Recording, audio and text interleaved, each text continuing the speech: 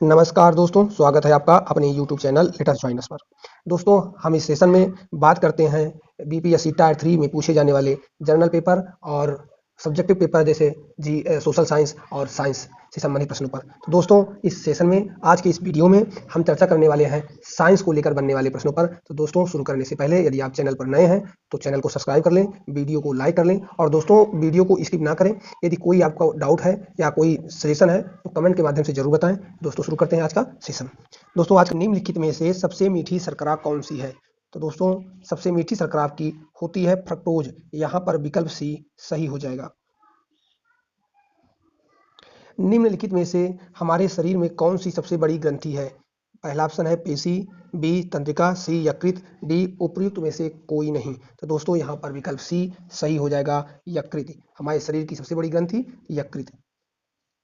अगला प्रश्न है, दूध को कुछ देर खुले में रखे जाने पर उसका स्वाद खट्टा हो जाता है, यह किसके बनने के कारण होता है? तो दोस्तों, पहला विकल्प है लैक्टिक अम्ल, बी नींबू का अम्ल, सी एसिटिक अम्ल, डी कार्बनिक अम्ल। तो दोस्तों, यहाँ पर विकल्प ए सही हो जाएगा। लैक्टिक अम्ल बनने से दूध कुछ देर बाद खट्टा हो जाता है। अगला प्रश्न है, निम्नलिखित में से कौन सा पाचक एंजाइम नहीं है? ए पेप्सिन, बी रेनिन, सी इंसुलिन, डी एमिलाप्सिन। तो दोस्तों, यहाँ पर इंसुलिन पाचक एंजाइम नहीं है, विकल्प सी यहाँ सही हो जाएगा। विटामिन बी की कमी से होता है। दोस्तों, विटामिन बी की कमी से होता है पहला स्कर्वी, दूसरा डर्मेटाइटिस, तीसरा बेरी, चौथा फाइनोडर्मा। तो दोस्तों, विटामिन बी की कमी से बेरी रोग होता है, जिसे थायमिन भी कहा जाता है विटामिन बी को। तो दोस्तों, यहाँ पर विकल्प सी सही हो जाएगा, बेरी रोग। जोड़ पर यूरिक एसिड क्रिस्टलों का एकत्र हो जाना कारण है। पहला गठिया का, दूसरा अस्थि सुस्थिरता का, तीसरा अस्थि मृदुता का और चौथा रिकेटस का। तो दोस्तों, यूरिक एसिड क्रिस्टलों के जमा होने से गठिया की समस्या आती है। यहाँ पर विकल्प ए सही हो जाएगा। जोड़ पर यूरिक क्रिस्टलों को, तो दोस्तों ये दोबारा क्वेश्चन रिपीट हो गया है। मानव शरीर में निम्नलिखित में से किस अंग की हड्डी सबसे लंबी होती है? पहला ऑप्शन मेरुदंड की, दूसरा उर या जांग की, तीसरा रिब या केज, चौथा बाहु जिसको भुजा बोलते हैं। तो दोस्तों, आपसे बता दूं कि उर यानी जांग की हड्डी सबसे बड़ी होती है, तो जिसका विकल्प भी सही हो जाएगा। औसत वयस्क के शरीर में कितना रक्त होता है? तो दोस्तों, पहला है 3 से 4 लीटर, बी है 4 से 5 लीटर, सी है 5 से 6 लीटर और डी विकल्प है 6 से 7 लीटर। तो दोस्तों, जो वयस्क में औसत रक्त होता है वो 5 से 6 लीटर होता है। यहाँ पर विकल्प सी सही हो जाएगा। रक्त में ऑक्सीजन ले जाने वाला प्रोटीन होता है। दोस्तों, पहला ऑप्शन है कोलेजन, बी दूसरा ऑप्शन है इंसुलिन, तीसरा है हीमोग्लोबिन और चौथा है एल्बुमिन। तो दोस्तों, यहाँ पर सही विकल्प हो जाएगा हीमोग्लोबिन। हीमोग्लोबिन रक्त में ऑक्सीजन ले जाने का कार्य करता है, विकल्प सी इज करेक्ट। हीमोग्लोबिन में निम्नलिखित में से कौन सा तत्व मौजूद होता है? ए ऑप्शन है कैल्शियम, बी लोहा, सी सोडियम, डी पोटेशियम। तो दोस्तों, आपसे बता दें कि हीमोग्लोबिन में आपका लोहा यानी आयरन मौजूद होता है। यहाँ पर विकल्प बी सही हो जाएगा। यदि माता पिता में से एक का रुधिर वर्ग ए बी है और दूसरे का ओ हो तो उनके बच्चे का संभावित रुधिर वर्ग होगा। पहला ए या बी, दूसरा ए या बी या ओ, तीसरा ए या बी या ओ, ए बी या ओ और अंतिम है ए या बी या ए बी या ओ। तो दोस्तों, अगर ए बी और ओ दंपति हैं तो यहाँ पर विकल्प डी होने की संभावनाएं बनी रहती हैं। तो यहाँ पर विकल्प डी सही हो जाएगा। पहला सफल हृदय प्रत्यारोपण किया गया था। ए डी एस पेंटल ने, बी सी एन बर्नार्ड ने, सी डी सेट्टी ने और डी पी के सेन ने। तो दोस्तों, पहला सफल हृदय प्रत्यारोपण सी एन बर्नार्ड ने किया था। यहाँ पर विकल्प बी सही हो जाएगा। ईसीजी किसकी गतिविधि को नापता है? तो दोस्तों, ईसीजी के बारे में कहा गया है, पहला ऑप्शन है मस्तिष्क, बी हृदय, सी फुफ्फुस, डी विक्र। तो दोस्तों, ईसीजी आपके हृदय की गति को मापता है। यहाँ पर विकल्प बी सही हो जाएगा। मनुष्य के शरीर में लौह की कमी का क्या परिणाम हो सकता है? ए अरक्तता, बी रतौंधी, सी स्कर्वी, डी रिकेटस। तो दोस्तों, लौह की कमी से व्यक्ति के शरीर में अरक्तता जैसी बीमारी उत्पन्न हो जाती है। यहाँ पर विकल्प ए सही हो जाएगा। सार्वत्रिक रक्तदाता वे लोग हैं जिनका रुधिर वर्ग होता है ए, बी, सी में ऑप्शन आप यहाँ पर ओ हो जाएगा, डी, ए, बी। तो दोस्तों आपसे बता दें कि जो ओ ग्रुप का व्यक्ति होता है वो सर्वदाता होता है और जो ए बी ग्रुप का होता है वो सर्वग्राही होता है। तो यहाँ पर विकल्प सी यानी ओ सही हो जाएगा।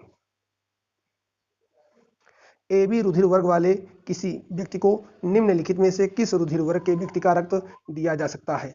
केवल वर्ग ए बी का, केवल वर्ग ए का, केवल वर्ग बी का, कोई भी रुधिर वर्ग। तो दोस्तों यदि ए बी है तो वो सर्वग्राही है, तो उसके लिए कोई भी रुधिर वर्ग हो सकता है। तो यहाँ पर विकल्प डी सही हो जाएगा, कोई भी रुधिर वर्ग उसे दिया जा सकता है। मानवों का 1 मिनट में लगभग कितनी बार हृदय स्पंदन करता है? 25 बार, 30 बार, 72 बार या 96 बार। तो दोस्तों मानव का हृदय 1 मिनट में 72 टाइम्स स्पंदन करता है। तो यहाँ पर विकल्प सी सही हो जाएगा। अगला प्रश्न है, मानव का सामान्य रक्तदाब कितना होता है? ए 80/120 मिमी पारा, बी 90/140 मिमी पारा, या सी 120 से 160 मिमी, या डी 85 से 150 मिमी। दोस्तों आपसे बता दें कि जो मानव का रक्तदाब होता है वो 80 से 120 के मध्य होता है। तो यहाँ पर विकल्प ए सही हो जाएगा। मानव में कुल रक्त आयतन में प्लाज्मा का प्रतिशत लगभग कितना होता है? तो दोस्तों पहला विकल्प है 45, बी है 50, सी है 55 और डी है 60। तो दोस्तों यहाँ पर विकल्प सी 55 सही हो जाएगा। निम्नलिखित में से कौन सा रोग वंशानुगत रोग है? यहाँ पर पूछा है जेनेटिक रोग कौन सा है? पहला है हीमोफीलिया, बी है निकट दृष्टि दोष, सी है अरक्तता और डी है ल्यूकीमिया। दोस्तों हीमोफीलिया एक आनुवांशिक रोग है। तो यहाँ पर विकल्प ए सही हो जाएगा।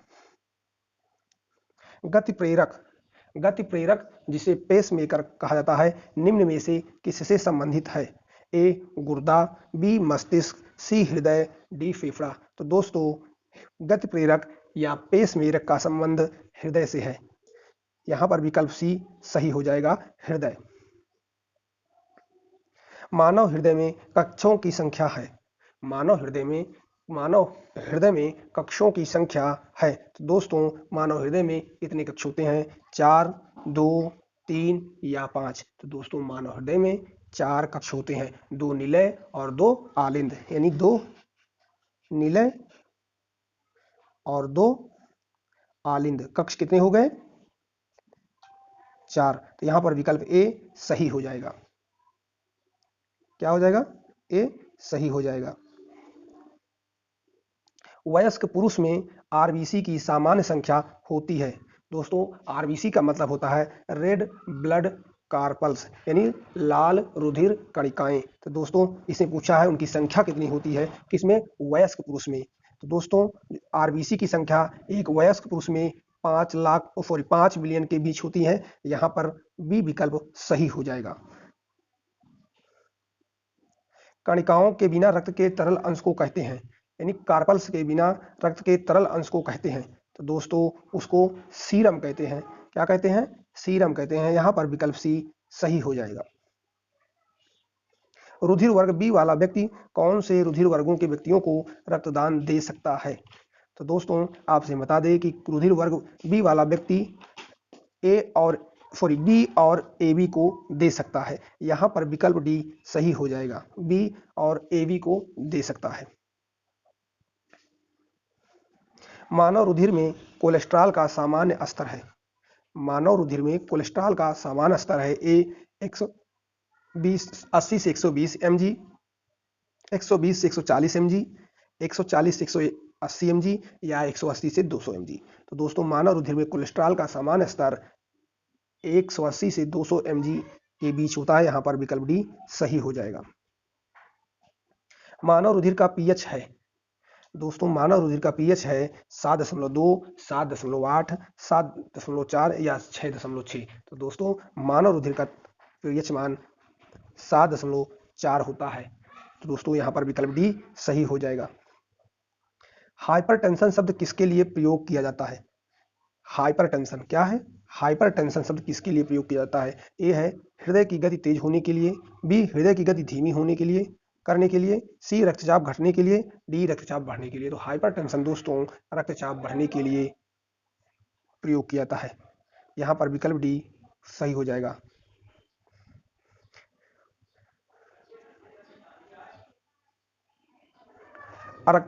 अरक्तता किसकी कमी के कारण होता है? दोस्तों अरक्तता किसकी कमी के कारण होता है? पहला राइबोफ्लोविन, दूसरा थायमिन, तीसरा फॉलिक एसिड और डी नियासिन। तो दोस्तों जो अरक्तता है ये फॉलिक एसिड की कमी से होता है, जो कि विकल्प सी यहाँ सही हो जाएगा। निम्न में से किसमें विटामिन ए अधिकतम मात्रा में है?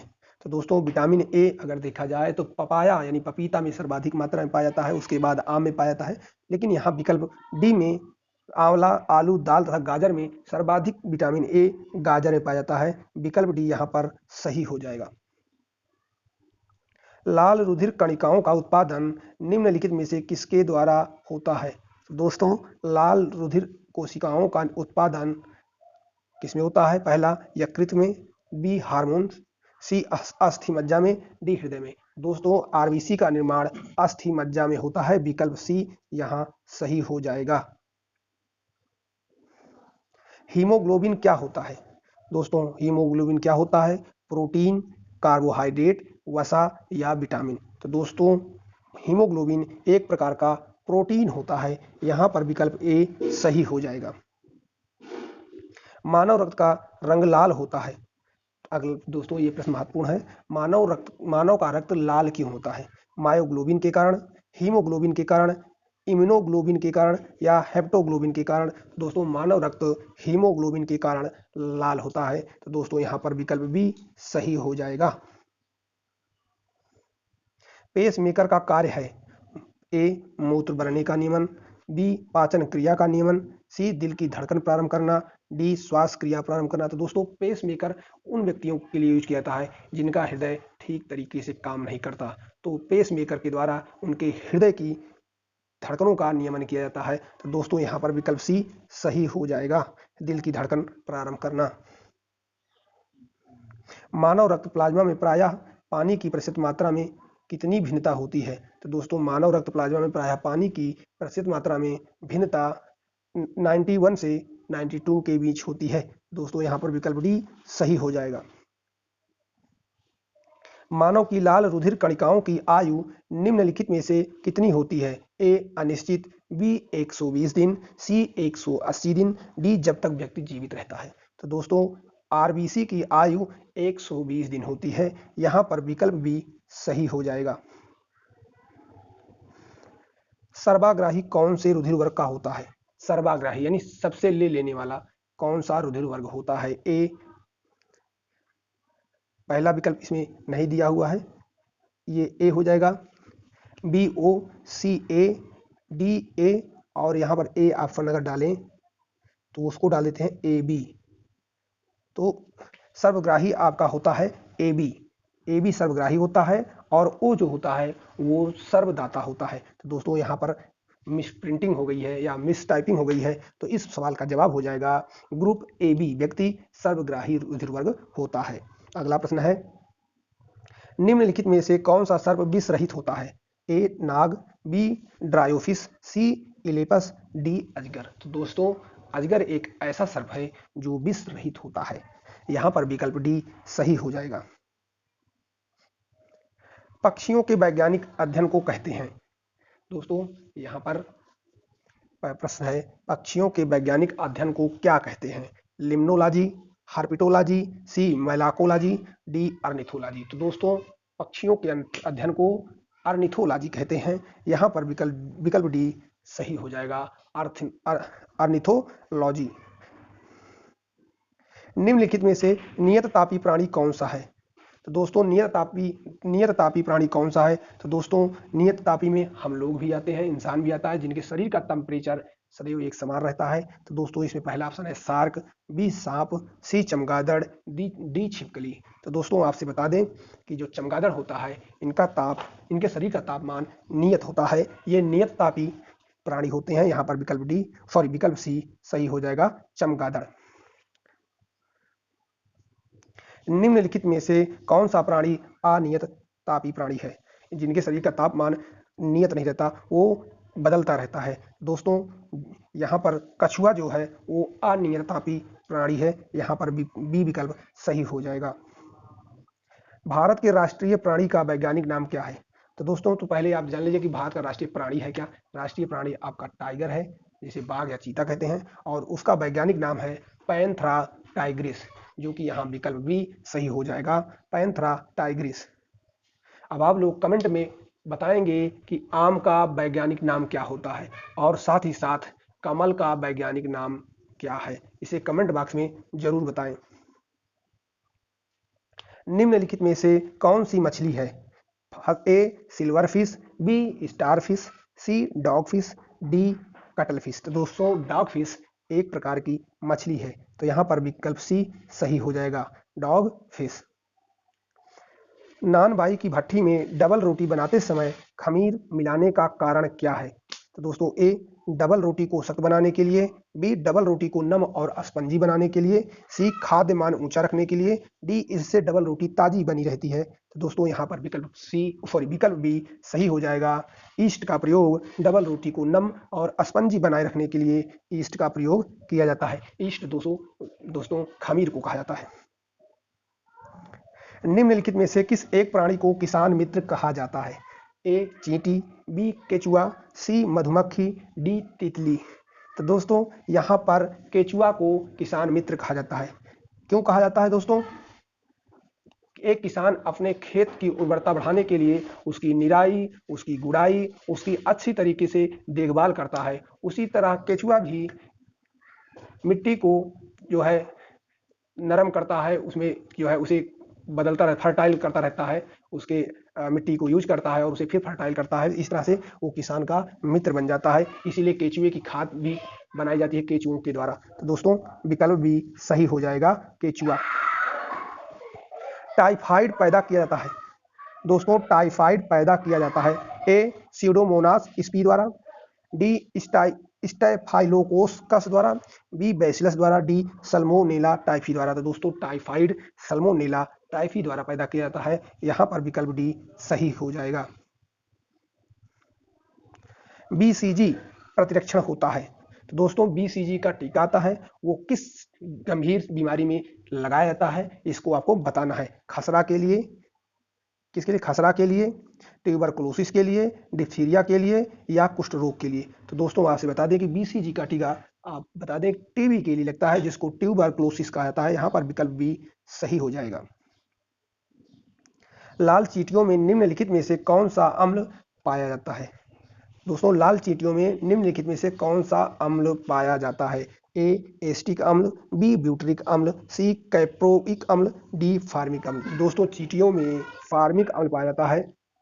यहाँ पर विकल्प डी सही हो जाएगा। इसलिए जब चींटियां काटती हैं थोड़ी सी जलन होती है, क्योंकि हम हमारे शरीर में फार्मिक एसिड को इंजेक्ट कर देते हैं।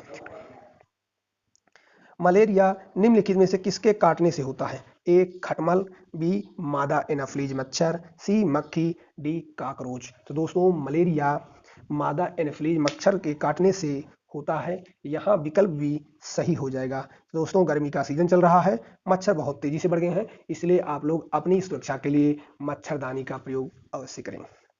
अगला प्रश्न है दोस्तों, रोहिणी जिसे गलघोंटू भी कहा जाता है और इन्फ्लुएंजा होने के का क्या कारण है दोस्तों? ए विषाणु और जीवाणु, बी जीवाणु और विषाणु, सी जीवाणु, डी जल प्रदूषण। तो दोस्तों यहाँ पर जो रोहिणी या गलघोंटू बीमारी है और इन्फ्लुएंजा बीमारी है, ये किसके कारण होता है? तो दोस्तों यहाँ पर इसका सही जवाब हो जाएगा, गलघोंटू जीवाणु के कारण होता है और इन्फ्लुएंजा आपका विषाणु के कारण होता है। यहाँ पर विकल्प भी सही हो जाएगा। तो दोस्तों यहाँ पर आपको कमेंट बॉक्स में लिखना है कि टीबी, टिटनेस और सिफिलिस किसके कारण होता है, वायरस के कारण या जीवाणु के कारण? दोस्तों इसे जरूर कमेंट बॉक्स में इसका जवाब दें। ट्यूबरक्लोसिस संक्रमण होता है। दोस्तों ट्यूबरक्लोसिस संक्रमण होता है पहला माइकोबैक्टीरिया इबोनिन द्वारा, स्टेफाइलोकोकस द्वारा, माइकोबैक्टीरियम ट्यूबरक्लोसिस द्वारा या स्ट्रेप्टोकोकस द्वारा। तो दोस्तों ट्यूबरक्लोसिस माइकोबैक्टीरियम ट्यूबरक्लोसिस द्वारा होता है, यहाँ पर विकल्प सी सही हो जाएगा। तो दोस्तों आगे बढ़ते हैं। एड्स है एक जीवाणु रोग, विषाणु रोग, कवकी रोग या शैवाल रोग? तो दोस्तों जो एड्स है एक प्रकार का वायरस जनित रोग है, यानी विषाणु रोग है, यहाँ पर विकल्प भी सही हो जाएगा। टिटनेस का कारण होता है। दोस्तों यहाँ पर बताना है, टिटनेस का कारण होता है ए क्लास्ट्रीडियम वायरस, बैक्टीरियोफेज, सल्मोनेला। दोस्तों आपसे बता दें कि यहाँ पर विकल्प जो सी बैक्टीरियोफेज है, ये आपके देश की सबसे पवित्र नदी गंगा नदी में पाई जाती है। बैक्टीरियोफेज एक बैक्टीरिया है जो गंगा नदी के जल में कीटाणुओं को नहीं उत्पन्न होने देता, जिसके कारण गंगा जल कितने भी लंबे समय तक आप रखे रहें उसमें कीड़े नहीं पड़ते। क्यों? क्योंकि उसके जल में बैक्टीरियोफेज नामक एक बैक्टीरिया पाया जाता है और वो क्या करता है, कीटाणुओं को नष्ट कर देता है। तो यहाँ पर दोस्तों विकल्प ए सही हो जाएगा, क्लास्ट्रीडियम। यहाँ पर विकल्प ए सही हो जाएगा, टिटनेस का कारण क्लास्ट्रीडियम है। पेनिसिलिन की खोज किसने की थी? तो दोस्तों पेनिसिलिन की खोज किसने की थी? ए अलेक्जेंडर फ्लेमिंग ने, बी लुइस पास्चर ने, सी ड्रेसर ने और डी एडवर्ड जेनर ने। तो दोस्तों पेनिसिलिन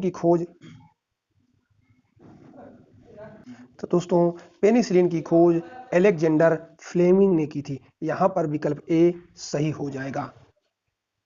और लुई पास्चर ने पाश्चुरीकरण की तरीके का खोज किया और एडवर्ड जेनर ने किस दवा की खोज की थी, इसको आप लोग कमेंट बॉक्स में बताएंगे। किस टीके का जो एडवर्ड जेनर ने किस टीके का आविष्कार किया था, इसका जवाब आप लोग कमेंट बॉक्स में देंगे। अगला प्रश्न है, पेनिसिलिन किससे प्राप्त की जाती है? ए फफूंद से, बी शैवाल से, सी वायरस से, डी जीवाणु से। तो दोस्तों पेनिसिलिन फफूंद से प्राप्त की जाती है, यहाँ पर विकल्प ए सही हो जाएगा। इंसुलिन का आविष्कार किसने किया? इंसुलिन का आविष्कार किसने किया? ए एफ बेंटिंग ने, बी एडवर्ड जेनर ने, सी रोनाल्ड रॉस ने और डी एस ए वैक्समैन ने। तो दोस्तों यहाँ पर विकल्प ए सही हो जाएगा, एफ बेंटिंग ने इंसुलिन का आविष्कार किया। अगला प्रश्न है, निम्न में से कौन सी धातु इटाई इटाई रोग पैदा करती है? तो दोस्तों इटाई इटाई रोग कौन सी धातु पैदा करती है? कैडमियम, क्रोमियम, कोबाल्ट या कावर? तो दोस्तों इटाई इटाई रोग कैडमियम के कारण होता है, यहाँ पर विकल्प ए सही हो जाएगा। वायरल संक्रमण से होने वाला रोग है? तो दोस्तों टाइफाइड, विसूचिका, जुकाम या मलेरिया? तो दोस्तों वायरल संक्रमण से जुकाम होता है, यहाँ पर विकल्प सी सही हो जाएगा। दुग्ध शर्करा है? ए लैक्टोज, बी मल्टोज, सी गैलेक्टोज, डी सुक्रोज? तो दोस्तों दुग्ध शर्करा आपका लैक्टोज है, यहाँ पर विकल्प ए सही हो जाएगा। चेचक के लिए टीके का आविष्कार किसने किया था? तो दोस्तों चेचक के लिए टीके का आविष्कार किसने किया था? A sir Frederick Grant Banting, B sir Alexander Fleming, C Edward Jenner और डी लुई पास्चर? दोस्तों चेचक के टीके का आविष्कार एडवर्ड जेनर ने किया था, यहाँ पर विकल्प सी सही हो जाएगा।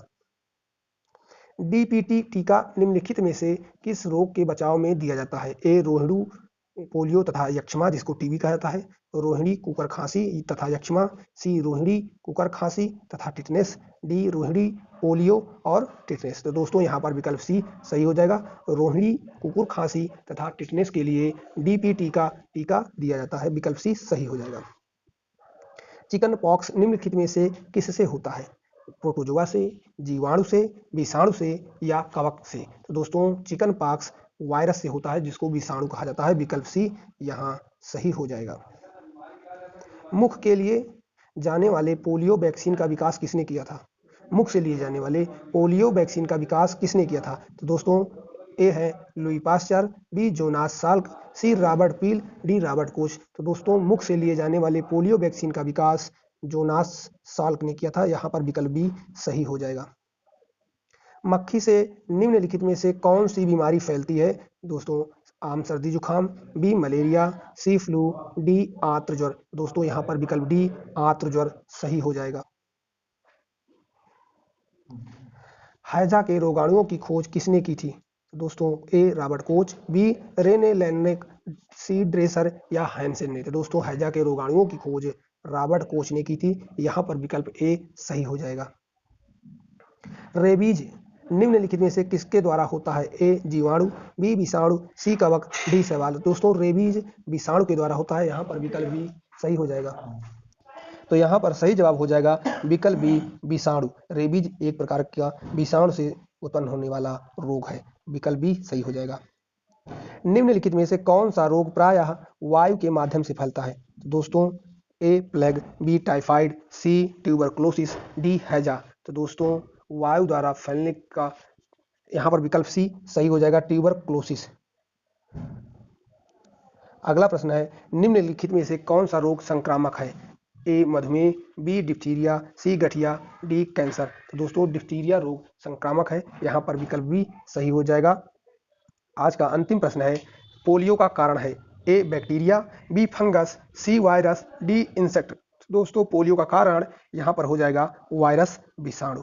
दोस्तों आज के सेशन में 70 प्रश्न थे जो कि बहुत ही महत्वपूर्ण थे और हमने इसे साइंस टॉपिक से लिया था, जो कि बीपीएससी चाहे वो जनरल पेपर हो या सोशल साइंस का पेपर हो या साइंस का पेपर हो, सब में ये प्रश्न पूछे जाते हैं और सभी की दृष्टि से ये महत्वपूर्ण है। और इसके भी आगे भी जो वीडियो आएगी इन्हीं प्रश्नों को या इन्हीं टॉपिकों को टारगेट करके क्वेश्चन बनाया जाएगा। दोस्तों तब तक के लिए बाय, जय हिंद, जय भारत।